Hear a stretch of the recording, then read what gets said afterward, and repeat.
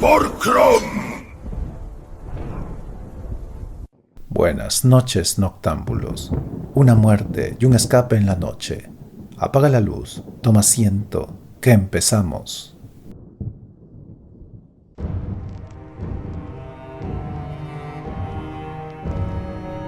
Conan el Bárbaro. Conan el Invicto, de Robert Jordan.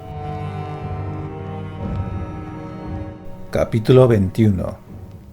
Akeba y los demás estaban acurrucados en torno a una minúscula hoguera cuando Conan salió de la tierra desolada, limpiando las trazas relucientes de sangre negra que le quedaban en la espada con los jirones de su capa.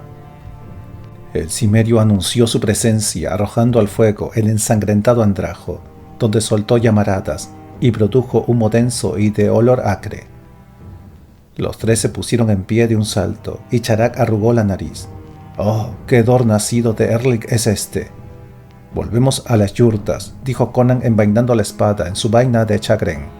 «Pero solo por un momento. Necesitaré la ayuda de Samarra para volver a entrar en el círculo interior». «Entonces no has encontrado nada», dijo Akeba pensativo. Miró de soslayo la sangre seca en la destrozada túnica de Conan, la bolsa improvisadamente atada a su cinturón, y añadió: «¿Estás seguro de querer volver, Cimerio? ¿Qué ha ocurrido allí dentro?». Le respondió Tamur. «No». Todos le miraron. Se limpió la boca con el dorso de la mano, antes de seguir hablando. «Es un lugar tabú. No hables de lo que ha ocurrido tras las barreras. Es tabú». «Qué absurdo», dijo Charak rezongando. «Ningún daño puede ocurrirnos solo por escuchar. Cuéntanos, Conan». Pero el cimerio no pensaba perder el tiempo hablando. La noche tocaba su fin. Con un lacónico «seguidme», echó a andar entre las sombras. Los otros cubrieron la hoguera con tierra y se apresuraron a seguirle. Tan pronto como hubieron llegado a la yurta de Samarra, Conan indicó con un gesto a los demás que le esperaran y entró. Adentro estaba a oscuras. No había una sola lámpara encendida, y en el gran brasero solo quedaban cenizas de carbón. «Qué extraño», pensó Conan. Entonces se percató del anormal silencio que reinaba en la yurta. Se había adueñado del lugar una hueca vaciedad que negaba la presencia de toda vida. El sable se deslizó, casi por voluntad propia, a su mano. Siguió andando por las alfombras. Se abría paso entre los esparramados cojines. De súbito encontró con el pie algo más firme que un cojín, pero aún así blando. Con un nudo en el estómago se arrodilló. Descubrió con los dedos los contornos de una figura de mujer que tenía la piel viscosa y fría. «Conan, ten cuidado», le gritó Akeba desde la entrada. Conan se arrojó al suelo, dio con algo que se tumbó con ruido metálico y se incorporó, cautamente, agachado, blandiendo la espada. En cuanto hubo visto una sombra que tal vez fuera un hombre, algo entró silbando por la entrada y la alcanzó. La borrosa forma rígida se desplomó ruidosamente. «Es un hombre», dijo Akeba sin demasiada convicción. «Por lo menos me parece un hombre, pero no ha caído como suelen caer los hombres». Conan buscó en torno de sí aquello que había tumbado. Era una lámpara, de la que se había vertido tan solo la mitad del aceite. Sacando eslabón y pedernal de la bolsa, encendió la mecha. La lámpara arrojó su luz sobre el cuerpo con el que había tropezado. Samarra yacía de espaldas y sus ojos muertos miraban al techo de la yurta. En sus rasgos se mezclaban congeladas en un gesto, resolución y resignación. «Ella lo sabía», murmuró Conan. «Me dijo que si entraba en la tierra desolada, serían muchos los que morirían». Con un suspiro acercó la lámpara a la otra figura que de manera tan extraña se había desplomado. La flecha de Akeba había ido a clavarse en el cuello de un hombre de piel amarilla, ataviado con ropajes negros, cuyos ojos almendrados había abierto desmesuradamente, con incredulidad. Conan pinchó el cuerpo con la espada y se sobresaltó. El cadáver estaba duro como la piedra. «Al menos se llevó consigo a su asesino», dijo Conan con un gruñido, «y vengó a Tu-Sorelle». «No es este, aunque se le parece mucho», dijo Akeba. «Recordaré hasta la tumba el rostro del hombre que mató a mi hija, y no es este». Conan volvió a acercar la lámpara a Samarra. «Podría haberla salvado», dijo tristemente, aunque no sabía cómo habría podido hacerlo. «Si me hubiera dicho que... Yazbet». Poniéndose en pie de un salto, buscó furiosamente en las otras estancias de la yurta, separadas todas ellas por cortinajes. Aquella casa era un matadero. Los esclavos, tanto hombres como mujeres, yacían en confusos montones de carne fría. Ninguno de ellos estaba herido, al igual que Samarra, pero los rostros de todos se retorcían en un espasmo de horror. No encontró a Yazbek. Cuando volvió con Akeba, Conan ya no pudo contener las arcadas. Muchos tenían que morir si él entraba en la tierra desolada. Samarra le había dicho que el futuro se bifurcaba en muchas direcciones. ¿No habría podido encontrar alguna que evitara esto? Jandar no solo envió a este para seguirnos, le dijo al Turanio. Yazbek ha desaparecido, pero los otros han muerto, todos. Antes de que Akeba pudiera hablar, Tamur metió la cabeza en la yurta. Algo se está agitando Vio el cuerpo muerto de Samarra a la luz de la lámpara. Que el Padre Universal Kaban nos proteja. Este era el motivo. Nos van a castrar, nos van a desollar vivos, nos van a empalar. ¿De qué me estás hablando?, le preguntó Conan. ¿El motivo de qué? Las yurtas de los otros chamanes, le replicó Tamur excitado. Se están reuniendo hombres allí, aunque a nadie le guste aventurarse en la noche tan cerca de la tierra desolada. Akeba gruñó. Estarán al tanto de la muerte de uno de los suyos. Pero no nos encontrarán al lado de los cadáveres, dijo Conan, apagando con los dedos la mecha de la lámpara. La oscuridad parecía todavía más profunda. Una vez se hubo apagado la pequeña luz, salió a la entrada. Fuera, Charak, apoyado en su bastón, atisbaba las lejanas antorchas que estaban empezando a avanzar hacia la yurta de Samarra. Los murmullos de los hombres que las enarbolaban llegaban a sus oídos como un rumor airado y constante. El viejo astrólogo pegó un salto al tocarle Conan el hombro. Si hemos de volver a la tierra desolada, Conan, hagámoslo ahora. Esa cuadrilla no verá con buenos ojos que merodeemos de noche por su campamento. Yazbek ha desaparecido, le dijo Conan en voz baja. La ha raptado o asesinado. Samarra está muerta. Charak dio un respingo, Conan se alejó y Charak, tras echar una rápida mirada a las antorchas que se acercaban, siguió a los demás en silencio. Como 4 sombras anduvieron entre las yurtas oscuras, hasta la llanura y se apresuraron a marchar a su campamento, ignorando como pudieron el creciente tumulto que se armaba a sus espaldas. Entonces se alzó un poderoso chillido, un grito de rabia que brotaba de 100 gargantas. Akeba aceleró el paso para ir al lado de Conan. La han encontrado, dijo el Turanio, pero quizá no piensen que nosotros la matamos. Somos extranjeros, dijo Conan, riendo sin alegría. ¿Qué harían tus soldados si una princesa de Agrapur fuera asesinada y hubiera extranjeros a mano? El Turanio aspiró hondo entre dientes. Mientras nos dé tiempo para llegar hasta los caballos. Sin decir más, los 4 echaron a correr, Conan y Akeba con pasos que devoraban la distancia, Tamur con más torpeza pero a sorprendente velocidad. Incluso Charak seguía a los otros con jadeos y respiraciones entrecortadas, y aún así encontraba resuello para quejarse de sus muchos años. «Despertad», gritó Tamur cuando entraron en el oscuro campamento. Las hogueras casi se habían extinguido. «A los caballos». Los nómadas abandonaron al instante sus mantas, con las botas y la ropa puestas. Cogieron las armas y le miraron estúpidamente. «Tenemos que huir», les gritó Tamur. «Hemos quebrantado la ley». Dieron un brinco como si les hubieran pinchado y corrieron hacia los caballos. Tamur se volvió hacia Conan, negando con la cabeza. «No lograremos escapar. Tendremos que huir entre los juncos costeros. Ellos nos perseguirán con monturas de guerra. Nuestras bestias se agotarán antes de la aurora, mientras que las suyas podrán mantener el paso hasta el mar. Las asémilas», dijo Conan, «pueden cargar con hombres». Tamur asintió, pero de todos modos, ya tenemos monturas para todos. «Y sí», dijo Conan pausadamente, «cuando nuestros caballos estén a punto de caer, cambiamos a otros, que aunque cansados, todavía no hayan cargado con un hombre. Y cuando estos otros ya no puedan más». Miró interrogativamente a los otros. Aquella táctica la había oído en un mesón, y ya se sabe que las historias que se cuentan en los mesones no siempre son verdad del todo. Tenemos varias monturas por cada hombre. Ni siquiera esas monturas de guerra podrán correr más que con todas ellas, ¿no es cierto? «Podría dar resultado», murmuró Tamur, «si el Padre Universal Kaban nos mira desde lo alto. podría dar resultado. Akeba asintió. Ya tendría que haberlo pensado. Tengo oído que en la frontera meridional lo hacen.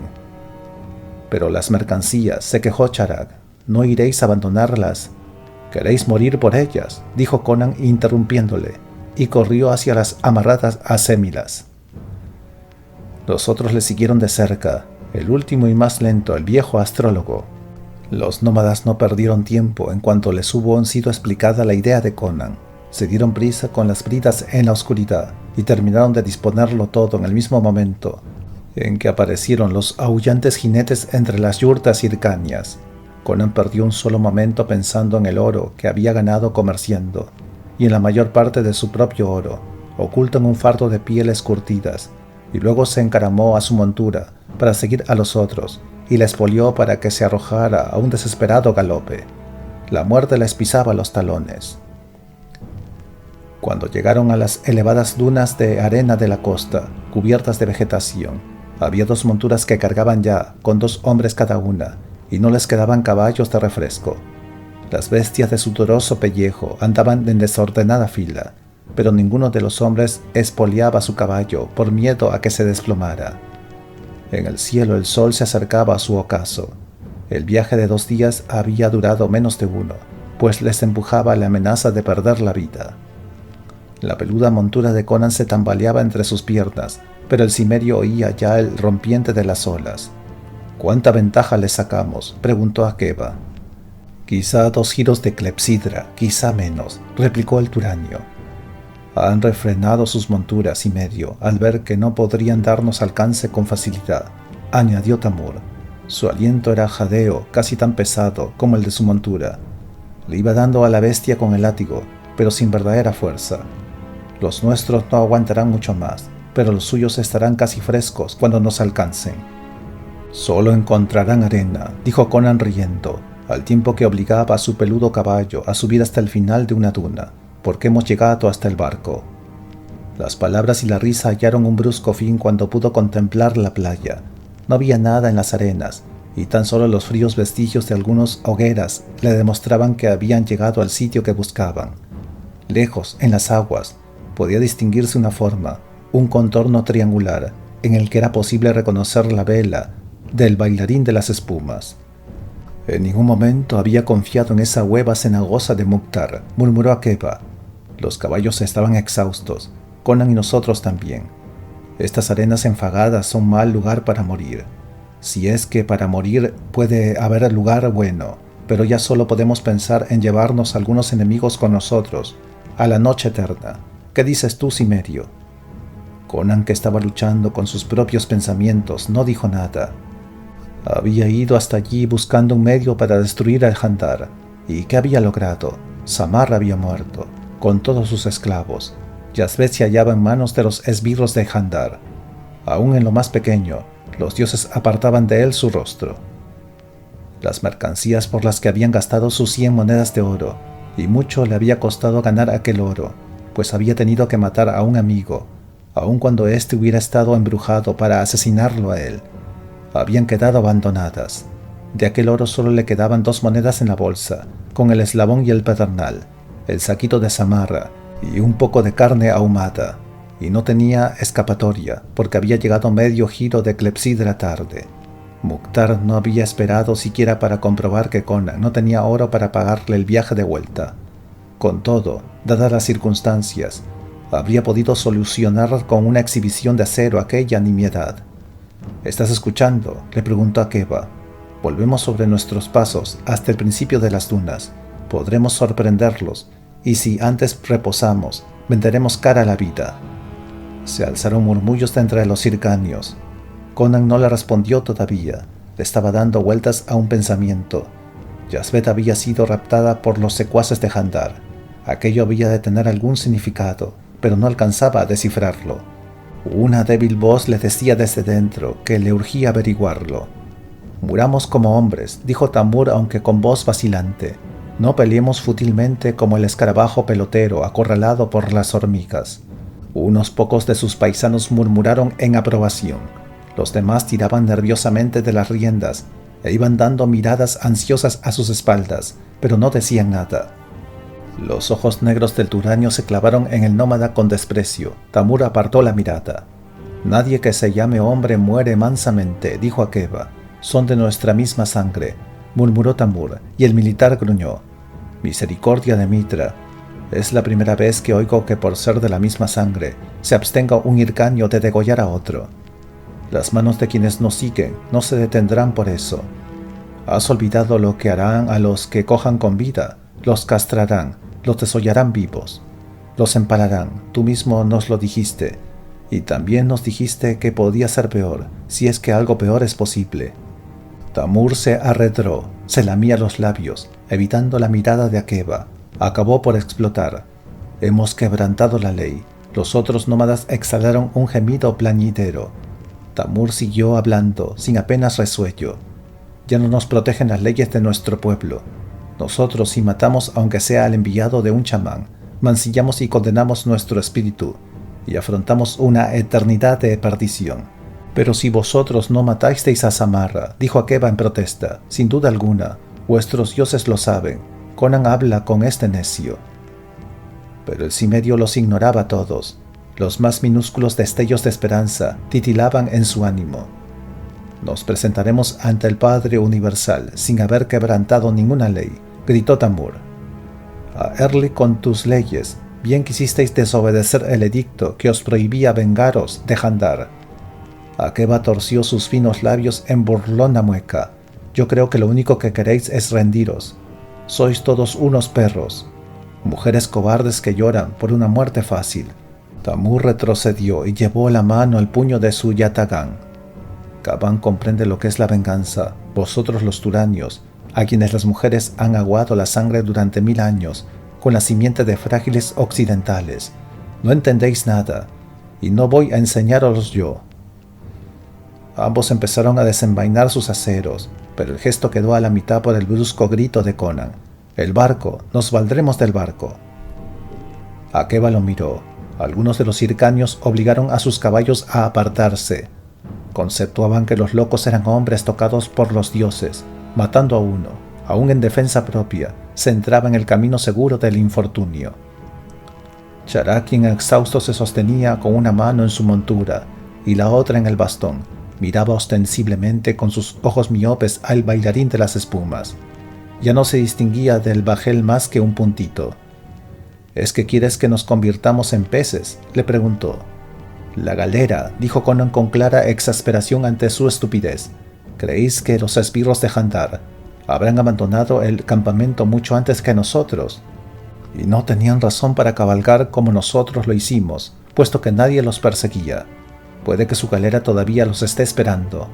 Podemos rescatar a Yazbet y usar su navío para volver a cruzar el mar». «Yo no apostaría una sola moneda de cobre por ello», dijo Akeba. «Lo más probable es que esa galera haya zarpado ya». «¿Y tendremos mejor esperanza si nos quedamos aquí?», le preguntó Conan secamente. Akeba parecía dudar. Fue mirando a todos los otros. La mitad de los nómadas le miraba todavía con prevención. Charak parecía perdido en sus cavilaciones. «Yo no pienso esperar aquí mansamente a que me maten», proclamó Conan. «Vosotros haced lo que queráis». Forzando a su caballo a volverse hacia el sur, lo expolió a lo que podía llamarse trote. Antes de que hubiera recorrido un centenar de pasos, Charak le dio alcance, empleando el bastón como fusta para darle bríos a su peluda montura. «¡Qué magnífica aventura!», dijo el astrólogo con forzada sonrisa en su rostro de pergamino.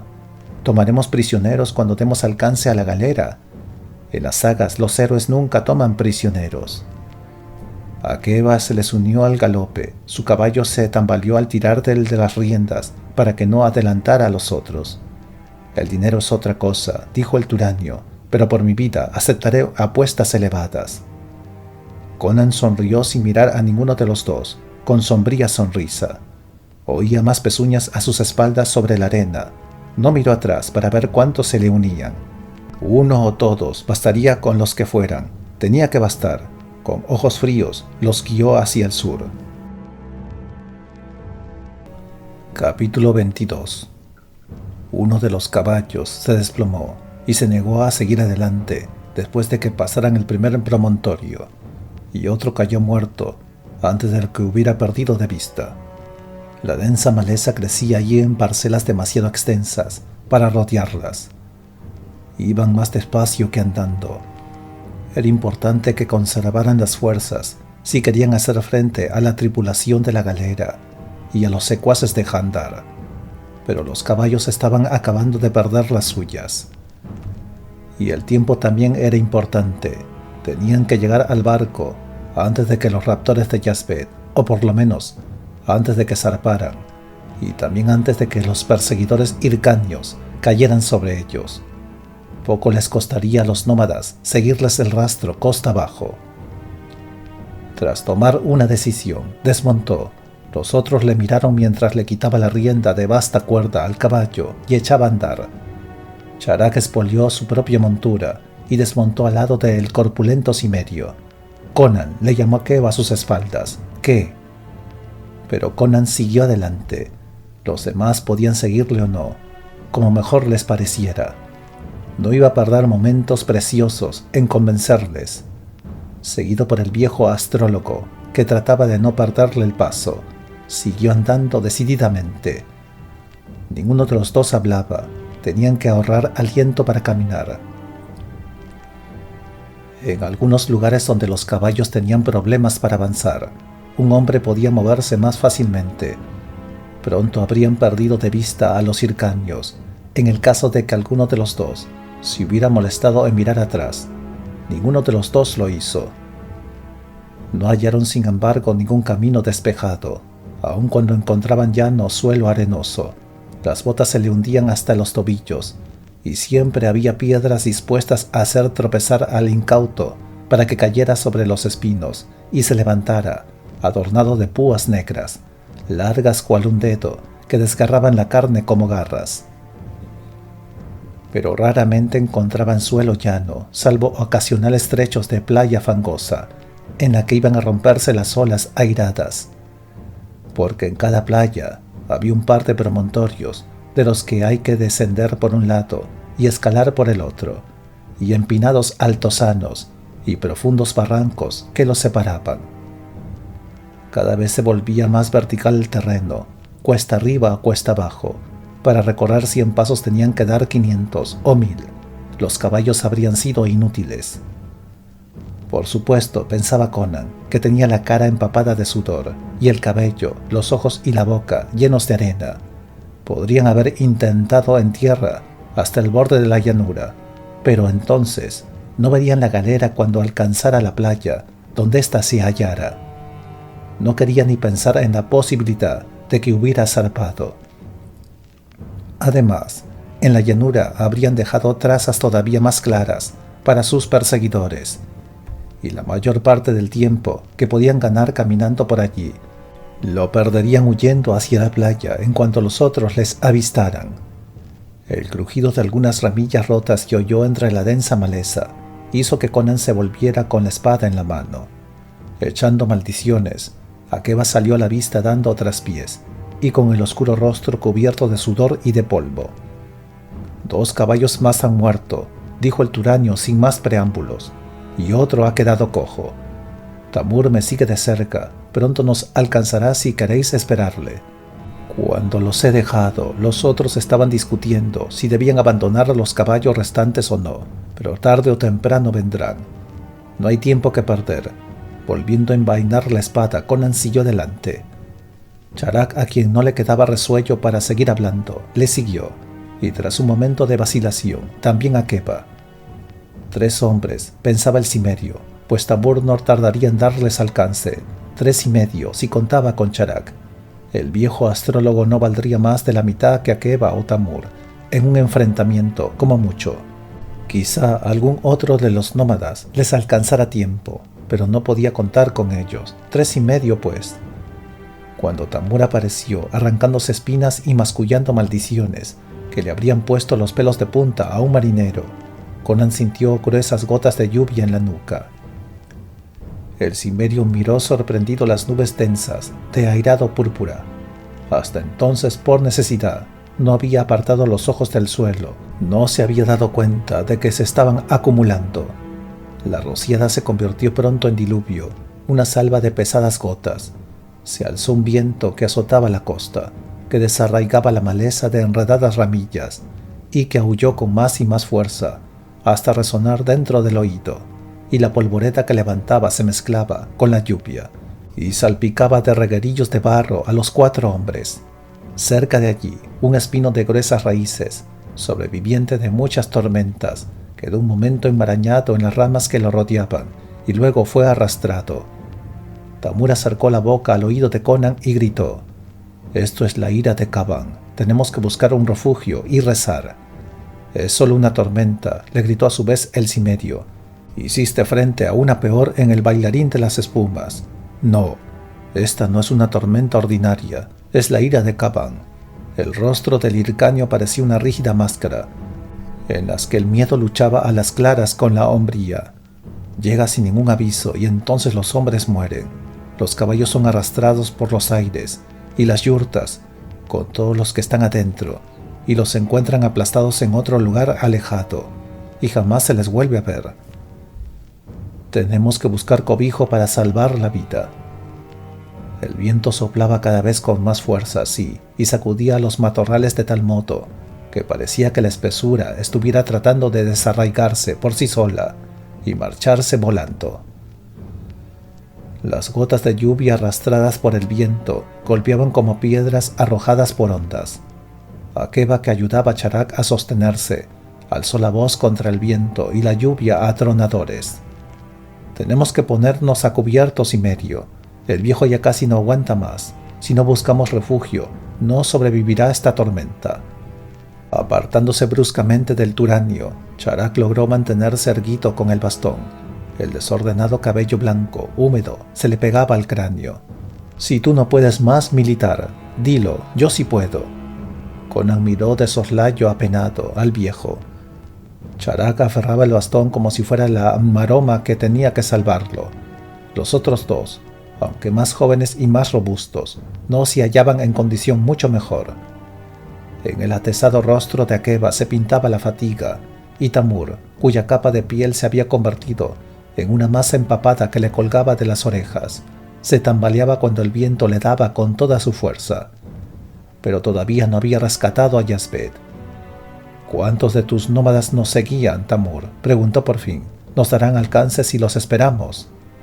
«Nos seguían todos», replicó Tamur, «pero los hircanios no viajan cuando sopla la ira de Caban. Es la muerte, cimerio». «Los secuaces de Yandar no son hircanios», gritó Conan contra el viento. «Seguirán adelante. La tormenta impedirá que la galera parta. Tenemos que alcanzarla antes de que se calme la tormenta». Y decían zarpar. «Seguramente, tanto ellos como Yazbek ya estarán a bordo para entonces. Si no quieres ir conmigo, entonces iré solo». Durante un largo momento no se oyó ningún sonido aparte de la tormenta, y entonces Akeba dijo: «Sin ese barco jamás podré acabar con Yandar». Tamur se encogió de hombros con un suspiro que nadie oyó a causa de la tormenta. «Balchan, con esto de que nos hubieran declarado quebrantadores de la ley, casi había olvidado a Balchan. Caban comprende la venganza». Charak echó a andar hacia el sur, cojeante, encorvado sobre el bastón. Conan y Akeba agarraron al viejo por cada brazo para ayudarle a seguir por el accidentado suelo, y este, aunque gruñera, no trató de rechazarlos. Lentamente siguieron adelante. Furiosa la tormenta batía la costa. Árboles enanos, a los que el viento había dado forma, y grandes espinos se combaban y torcían. La lluvia los azotaba, y la polvoreta golpeaba como una tormenta de arena. El viento que lo arrastraba todo ahogaba todo sonido en demoníaca cacofonía, hasta que nadie pudo oír ya la sangre que le palpitaba en los oídos, y ni siquiera sus propios pensamientos. Fue a causa del incesante ruido que Conan miraba a menudo a sus espaldas, por si aparecía algún perseguidor. Tamur decía que ningún hircanio se habría aventurado a viajar con la ira de Caban, pero el cimerio le decía su experiencia que los hombres suelen hacer lo que deben y dejan que los dioses decidan luego la bondad o maldad de sus actos. Así su partida se incrementó en un hombre, luego en 2, y al fin llegó a 4. Empapados por la lluvia y maltratados por el viento, ya sin rastro de grasa en el lacio cabello ni de suciedad en su jubón de piel de cordero. Los otros seguidores de Tamur aparecían tambaleándose bajo la lluvia para unirse a ellos, y se les pintaba en el rostro un gozoso alivio cuando veían a los demás. ¿Qué les había empujado a retar a la tormenta? ¿El deseo de vengarse de Yandar, el temor a sus perseguidores, o el terror de tener que afrontar solos la ira de Caván? A Conan no le importaba.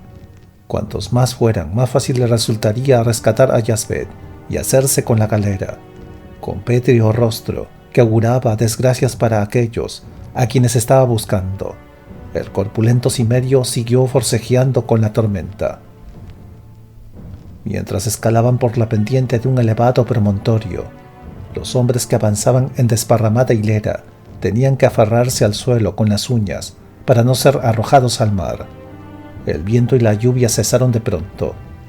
Arriba las oscuras nubes se agitaban y las olas seguían rompiéndose en los acantilados y en la playa, pero en comparación con lo anterior, el silencio se había adueñado del aire extrañamente calmo. «Ha terminado», gritó Conan a los que estaban más abajo, «y hemos sobrevivido. Ni siquiera la ira de un dios puede detenernos». Pero a pesar de su eufórico ademán, empezó a trepar con más rapidez. Aplacada la tormenta, la galera habría de zarpar. Tamur le gritó algo, pero Conan siguió trepando todavía más rápido. Se encaramó a la cima del promontorio, fue corriendo al otro lado, y casi gritó de alegría. Al pie de la empinada cuesta había otro trecho de playa, y varada en esta, la galera. Se dejó caer de inmediato sobre el vientre para evitar que le vieran desde abajo, y se arrastró hasta el borde de la ladera. Los mástiles gemelos del bajel habían sido desmontados y firmemente trincados en la arboladura de proa y de popa. Sin duda, poco habían podido hacer antes de que se abatiera sobre ellos la tormenta. 2 cadenas anclaban la galera en las dunas para contrarrestar la acción de las olas, y además, esta había sido arrastrada fuera del mar, aunque las olas también habían empezado a adentrarse más en tierra, y todavía azotaban los costados del bajel. Algunas planchas quemadas en la popa y los tramos chamuscados de la borda recordaban su primer encuentro. Los otros, cuando llegaron a lo alto del promontorio, se echaron en el suelo al lado de Conan, hasta que hubo una hilera de hombres tumbados a lo largo del margen de la pendiente, observando el barco. «Que me tueste en los infiernos de Sandru, Cimerio», masculló Akeba, «pero no creía que fuéramos a lograrlo. La tormenta ha amainado y hemos encontrado el barco, como tú decías». «La ira de Caván no se ha apaciguado todavía», dijo Tamur. «Eso es lo que trataba de explicaros». Conan se dio la vuelta apoyándose en el codo. Se preguntaba si los sesos del nómada no habrían resistido los embates de la tormenta. «No hay lluvia ni viento.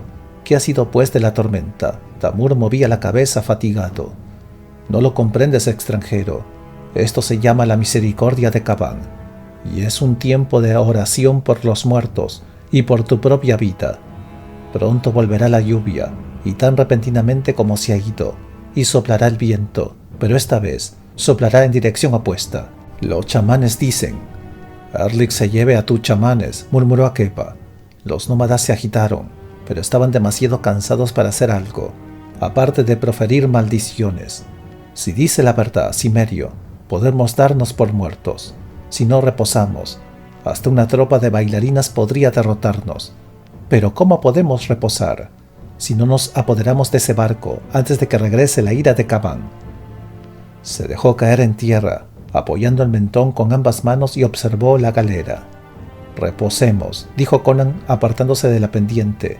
Se arrastró hasta Charak. El anciano astrólogo estaba tumbado como un saco de húmedos harapos, pero logró sentarse al ver que Conan se le acercaba. «Ya puedes tumbarte», le dijo al Cimerio.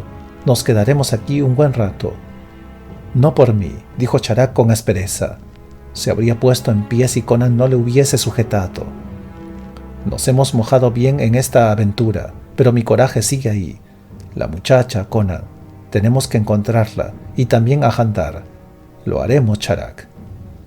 El viejo se calmó, y Conan se volvió hacia Akeba y Tamur, que le habían seguido desde el margen de la pendiente. Los otros nómadas les miraban sin haberse movido de sitio. ¿Qué dices de esperar?, le preguntó enérgicamente el Turanio.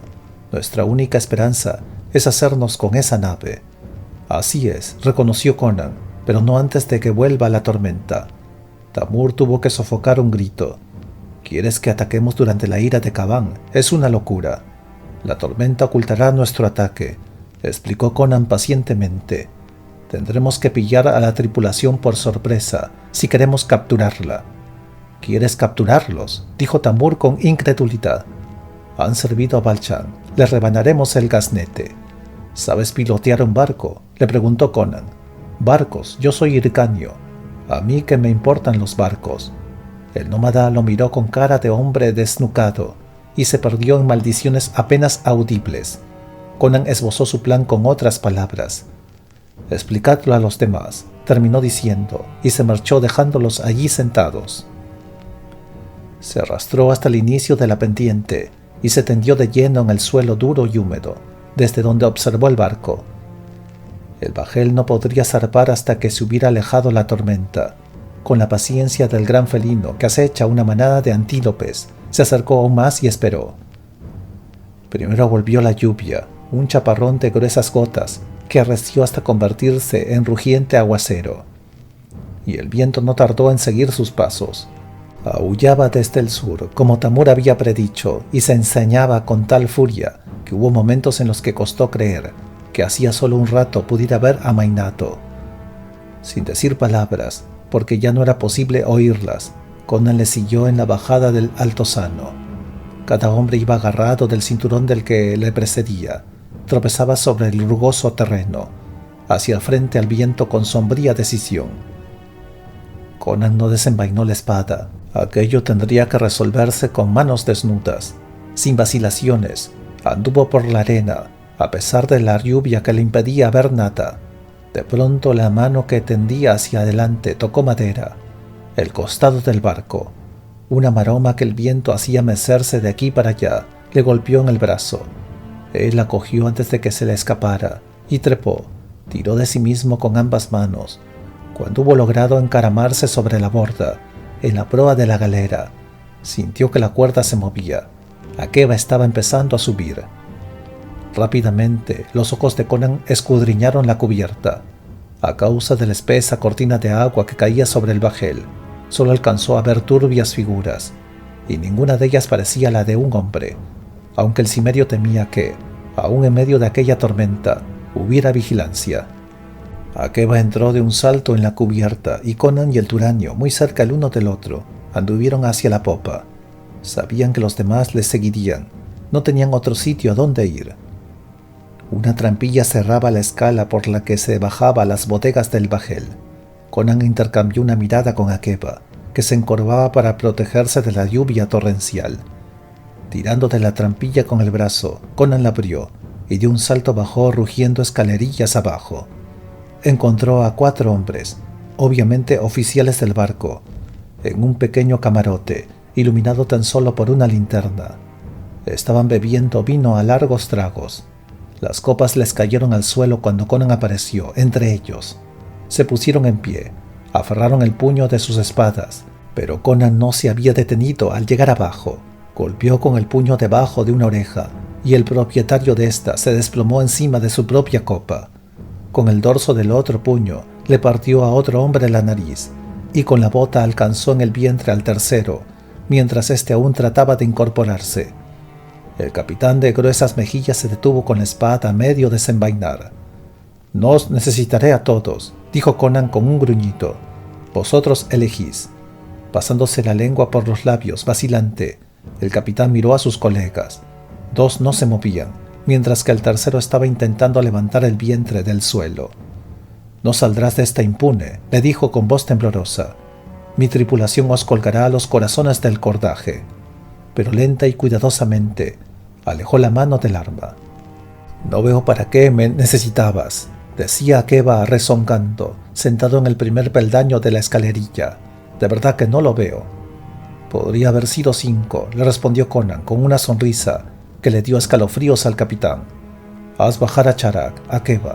Estará caliente acá abajo, y ve a ver qué hacen los demás». Con un suspiro el militar subió por la escalerilla y salió a donde rugía la tormenta. Conan volvió a dedicar su plena atención al capitán. ¿Cuándo van a volver los que te contrataron? Soy un mercader y he venido aquí por mi propia cuenta. La espada de Conan tocó el labio superior del capitán.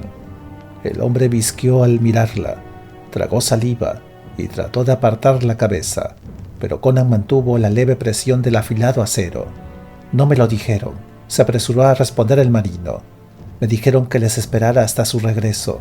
Tardarán lo que tardarán. No quise discutírselos. Le palideció el rostro y apretó los labios, como temiendo decir más, mientras Conan se preguntaba por qué los pasajeros habían causado tal efecto en el capitán. Akeba y Tamur bajaron por la escala, cerrando la escotilla para protegerse de la tormenta que dejaban a sus espaldas. El turanio ayudaba a Charak a sostenerse. Este se sentó en un banco y se llenó una copa de vino. El astrólogo murmuró las gracias y hundió el rostro en la bebida. Tamur estaba cerca de la escalera, limpiándose la daga en el jubón de piel de cordero. Conan vio la daga y tuvo que morderse la lengua para no soltar ninguna maldición. Poniendo una mano en el pecho del capitán, le dio un empujón despreocupadamente para que se sentara. Te había dicho que necesitaríamos marineros, Tamur. ¿A cuántos has matado? A 2,5, dijo el otro en protesta. Solo a 2, y uno tiene una herida sin importancia. Pero se resistieron, mi gente está vigilando al resto. Queda una docena completa. Os dije que emplearais los puños y la empuñadura de las espadas, dijo Conan con un gruñido. Más le valía ignorarlo que hablar demasiado. ¿Cómo te sientes, Charak? Muy refrescado, dijo el astrólogo, e incluso parecía que se sentara menos encorvado, aunque como todos los demás resumaba cascadas de agua. Yazbet no está aquí, Conan negó con la cabeza. Pero esperaremos a que la traigan, y luego iremos por Jandar, dijo Charak. Conan repitió sus palabras, iremos por Jandar. Ellos se resistieron, decía de nuevo Tamur con tono lastimero, y quedan suficientes para hacer la faena. Nadie le respondió, ni siquiera lo miraron. Bajé a los bancos de remeros, Conan, para ver si había alguno otro escondido entre los esclavos, y ¿sabes a quién me encontré? A ese individuo del otro barco. ¿Cómo se llamaba? Bayan. Eso es. Estaba encadenado a un banco junto con los demás. El nómada se echó a reír a carcajadas, como si aquello hubiera sido la historia más divertida que hubiera oído en su vida. Conan arrugó el entrecejo. Bayan allí, tráelo aquí. Tamur exclamó, venga. Se lo dijo de tal manera que el hircaño trepó de inmediato por la escalera. Ata a estos otros. Akeba, dijo Conan, para que no tengamos que preocuparnos por ellos. Con la espada le indicó al capitán que se tendiera en el suelo. Echando humos, el marinero de Aguilaña Nariz le obedeció. Cuando los otros oficiales del barco, 2 de los cuales seguían inconscientes, estuvieron atados ya, Tamur regresó con Bayan. Aparte de las cadenas, el nervudo marinero del bailarín de las espumas iba cubierto tan solo de verdugones y un sucio harapo. Tenía la cabeza gacha, se estremecía de frío después de haber andado bajo la tormenta y miraba a Conan por el rabillo del ojo. El corpulento cimerio se desparramó encima de un banco, sostenía la espada ante sí y en la hoja de ésta relucía el reflejo de la luz de la linterna. ¿Cómo has llegado aquí, Bayan? Me fui del barco, murmuró Bayan, y esta escoria me capturó. Hay un código entre los marineros, pero a mí me encadenaron a un remo. Levantó la cabeza lo suficiente para escupirle al maniatado capitán, y me flagelaron cuando protesté. ¿Qué sucedió en el bailarín de las espumas? Tú no te habrías ido sin más. El hombre nervudo movió los pies un tanto como entrechocar de cadenas, pero no dijo nada. Acabarás por hablar, porque me veré obligado a permitir que Akeba caliente los hierros para ti. El turanio parpadeó y luego adquirió un feroz visaje. Y me dirás la verdad, siguió diciendo Conan. Este viejo es un adivino. Puede decirnos si estás mintiendo. Levantó la espada, como examinando el filo. Por la primera mentira, una mano, luego un pie. Luego, ¿cuántas mentiras llegarás a decirnos? 3, 4. Más no, sin duda alguna. Bayan miró a los ojos de Conan, fríos y glaciales. Entonces las palabras le salieron tan rápidas como él podía llegar a pronunciarlas. Un hombre vino al barco, un hombre de piel amarilla y ojos que le congelarían a uno el corazón, dentro del pecho. Llevaba consigo a la mujer. Ofreció 100 monedas de oro por un pasaje rápido hasta Agrapur. Dijo que su barco estaba dañado y que sabía que el bailarín de las espumas era más rápido. Ni siquiera se molestó en negar que habrían tratado de mandarnos a pique. Mukhtar estaba harto de esperaros, y cuando aquel hombre apareció con la mujer, pues bien, estuvo claro que habíais muerto, o por lo menos nos lo pareció, y parecía fácil marcharse con la mujer y el oro. No corras tanto, le ordenó Conan bruscamente. Yazbek no ha sufrido ningún daño. Bayan tragó saliva. No lo sé. Ante Mitra y Dagón juro que yo no alcé una mano en su contra. Estaba viva cuando me fui. Mukhtar dio una señal, ¿entiendes? Y Tawfik, Matantes y yo arremetimos daga en mano contra el extranjero, pero él mató a los otros dos, en menos de lo que dura un parpadeo. Y entonces le exigió a Muntar que me rebanara el pescuezo a mí. Se le escapó un sonido que era mitad risa, mitad llanto. Dijo que sería una muestra de su futura buena fe. Y esa gorda cría de una cabra apestada iba a hacerlo. Lo vi en su rostro y huí corriendo. Espero que hayan naufragado en esta maldita tormenta. Ruego porque tanto él como el bailarín de las espumas se hallan ya en el fondo del mar. Mala plegaria, dijo Conan entre dientes. Yazbek viaja en ese bajel. Con un gemido de desespero, Bayan cayó de rodillas en humillación. Vuelve a llevarlo a donde estaba, espetó el cimerio. Tamur hizo ponerse en pie al nervudo marino. Conan los observó mientras se iba. «¿La galera está demasiado dañada para navegar?», le preguntó enérgicamente al capitán. El hombre de aguileña nariz había escuchado, tendido en tierra, boquiabierto. Mientras Bayan hablaba, en aquel momento gruñía. «Solo un cretino lo pensaría. En cuanto termine esta tormenta, dame medio día para hacer algunas reparaciones y podremos partir para cualquier costa del vilayet, con el clima que sea». «Las reparaciones que tengas que hacer, las harás en el mar», le dijo Conan tranquilamente, «y zarparemos en cuanto la tormenta amaine lo bastante para que podamos salir de esta playa sin que el barco se quiebre en astillas». El capitán abrió la boca para decir algo, y Conan le puso el filo de la espada en el cuello. «Lo haré. Lo más seguro es que acabemos todos ahogándonos, pero lo haré». Conan asintió. No había esperado otra decisión. Yazbek estaba cada vez más cerca de Yandar. La tormenta que fustigaba al buque parecía ir repitiendo el nombre del brujo, Yandar. Esta vez se enfrentaría cara a cara, él y Yandar, y uno de los dos moriría. Uno de los dos, Yandar.